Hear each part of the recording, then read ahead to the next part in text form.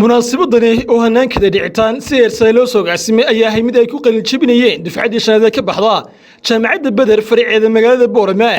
waxaana tirada ardayda maanta ka qaybqaatay jaamacaddaasi ay kor u dhaafasay 350 arday oo ka kala baxay kuliyaha kala duwan ee bixisa jaamacadda Beder munaasabadani ayaa waxa ka soo qayb galay goobjoogaha agaasimaha tacliinta sare wasaaradda waxbarashada sanadka Soomaaliland gudoomiyaha jaamacadda Beder ee Soomaaliland maamulka gobolka Awdal kani degmada Boorama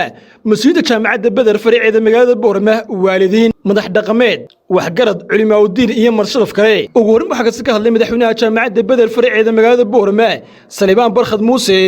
waxana wiri xafladan oo maanta taariikhdu tahay bishii 9 2021 waa dufcaddii shanaad waxaan u dabaaldegayno biidhnaahi tacaala dufcaddii shanaad ee jaamacadda Beder ka qaybqaatay laanteeda Boorama way xafladani waxa ka horeeyay 4 dufcadood oo qaarkood makaankan iyo munaasabadana joogno aan ugu dabaaldegay dufcadda shanaad waxay ka kooban tahay ay loo qalin jabinaysi ila 6 kuliyadood iyo ka kooban tahay 6 faculty iyo ka kooban yihiin 6 kuliyadood ka kooban yihiin waxay kala yihiin kuliyadda shariicada iyo diraasaadka islaamiga kuliyadda tarbiyada ama education loo yaqaano kuliyadda dhaqaalaha islaamka kuliyadda maareynta mashaariicda ama managementiga kuliyadda ICT-da iyo kuliyadda public health ama caafimaadka intaas oo kuliyadood ka kooban yihiin hadaba kuliyadahaas waxa laga sii doonaa xog guud kuliyad walba intay looga qalin jabinaysa hadaba programyadaas aan soo xusay oo programyada maanta laga qalin jabinayo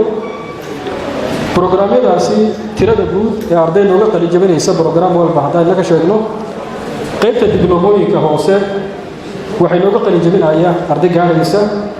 183 arday qaybta digriga waxay looga qalin jabinayaa 112 arday qaybta post graduate-kana waxay looga qalin jabinayaa 60 arday oo isku jira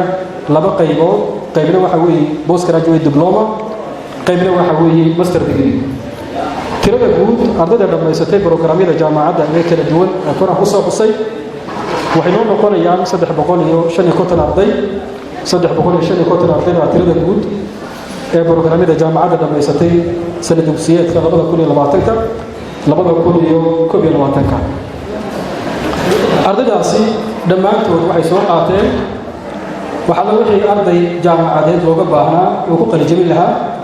haday tahay saacadihii ardaygaasi uu qaadanayay haday noqoto koorsooyinkii uu qaadanayay oo programkaasba programkan uu ka duwan yahay sidoo kale dhammaan waxa la wixii shuruudo looga baahnaa arday kasta oo jaamacad ka qalin jabinaya way soo dhamaysteen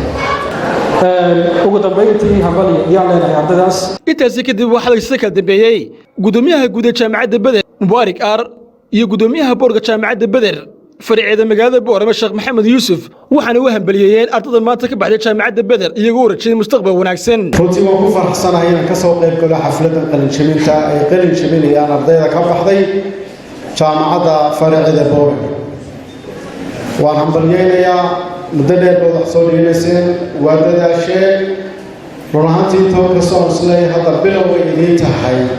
marka la eego dhinaca aqoonta laakiin soo qabaa inaad runtii soo goyseen talaabo aad u weyn inaad halkaa ka sii wadaan oo rajaynayaa jaamacadda faraca Boorama runtii waxaan ugu hambaliyeenayaa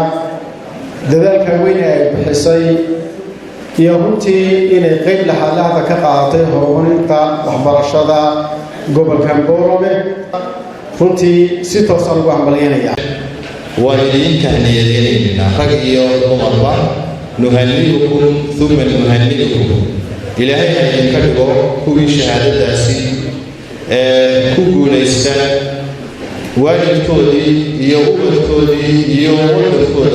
وعنفع إل يعود إلى هذا مريم كنت هذا جودان وظفر حسن intaas wixii ka dambeeyay ayaa waxa goobta si hadalka kala duwan ka soo jeediyay oo badnaa dhiirigelin iyo hambalyo mas'uuliyiinta kala duwan ka soo qayb gashay munaasabadda qalin jabinta dufcaddii shanaad ee ka baxday jaamacadda Beder fariceeda magaalada Boorama waxaana dhamaantood hadalladoodu u dhacay sida tan inaan ka soo qayb galo ومن مركي ورئيسي دفعة ما تقبل حيسا كنتي أرضي وبدل وحلاي علمي هو مهم ويان وحلاي بدل ما شاء الله هكذا سي وضع تمام وحوض السلام إن شاء الله. هذا أنا فرح سنة جهدا طيبة ما أنت إلهي سبحانه وتعالى وقدري إلى وحبر الشدو دي تقدر لا يكون كلام يسوق على يعني وحوي قبل دي أيوة اسمه كلام أو الموعد سيدنا أرجناي marka ilaahay subhanahu wa ta'ala inaga cabsano idinkana ilaahay idinku anfaco anaguna ka shirkadaha wada soo dhaweyn cilmigaasi shahaadadu buu noqonayaa bimujarrad shahaada laakiin wuxuu ilaahay subhanahu wa ta'ala agtiisa kaaga kordhinayo maalinta qiyaame ma jiro marka waxaan leeyahay ardayda wax baratay cilmiga aad barateen ku amal fala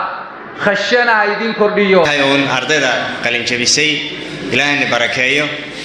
علمي قاعد براتين إلهي سبحانه وتعالى أنه أنفعه بدر بعد حساب برنيسين دال يو وحخرس يسوجد أنت بعد صامرتين ما أنت رنتي جبت مريسان وإذن كشهادة دي قاطي وحنورن لها ونعلم قاعد براتين هلا سي وضع ولا سي حوجي أقول لك والدان ضد النقل الجبية الحمد لله رب العالمين إنه هري الله ضدك واحد شيء ضمان با أصحابته أدري مهم تقول لي الواحد ويا العلم يقول ندعم له هل الدلالة إن شاء الله تعالى ودام والدين نايم عفوا والدك واضينا إن شاء الله تعالى والدين تا وحلان هاي دتك واوين الله صدرت علينا يا واوين بهالقد على الدلالة أنا نوفا يا قضب ما تعرض إذا قلنا شبين إنسان كم ده هاي أنا كأدي أوفر أحسن أوفر أحسن قلنا شبين تاسي حتى أنا وحويان وحنو علمي قام برناي سوي إلهي نوجو بركة يوم ذاتك عصانينا إنه إلهي نوجو عنفعه علمي قام كبرناي جامعة بدر. waxay nagu joognaa qalinjabintii ardayda ka qalinjabinaysa jaamacadda Badr University waxaan leenahay ardayda waan baarigaynaa Allah u barakeeyo cilmiga ay barteen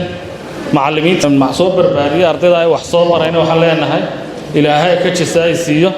waxaad ummadda u soo saarteen midhihii wax la soo saarana waxa ugu qaalisan waa bini'aadanka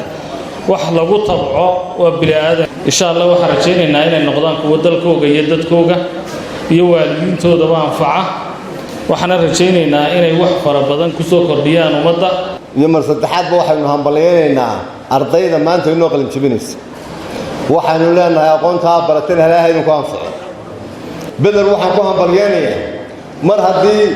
mar afar meelood loo qaybiyo saddex meelood ay hablaynoo soo saartay inay qoyska dhistay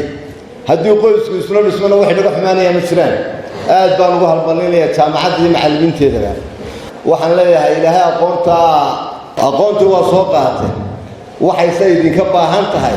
akhris badan iyo practical badan inaa wixii u qabataan waxaan aad iyo aad ugu faraxsanahay inaan aragno intaasoo arday oo ku soo biirtay maanta aqoon-yahan marka la leeyahay waxa weeyaan dadku ama bini'aadamku cilmiga adduunya iyo cilmiga aakhiraba wuxuu bartaaba waa cilmi marka shakhsiyaduna waxa weeyaan dhinac walba inay ka horumarto jaanibkii insaaniga jaanibkii cilmiga jaanibkii diiniga iyo jaanib kastaba marka waxa weeyaan waxaan leenahay ardayda hambaliyo waalidiinta wax soo bartay hambaliyo maamulka jaamacaddana